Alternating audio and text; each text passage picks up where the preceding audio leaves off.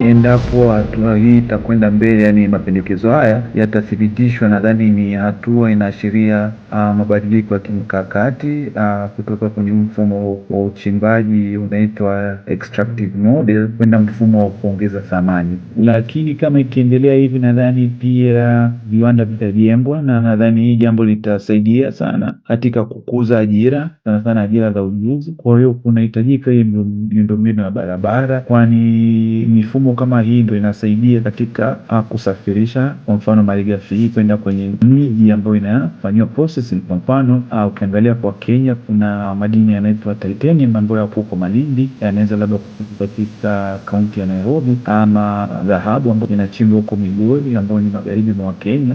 Lakini pia kunahitajika sana sana swala la umeme mzuri, lakini pia itahitaji pia teknolojia na ujuzi, lakini pia ni muhimu kuwepo na sera thabiti za uwekezaji.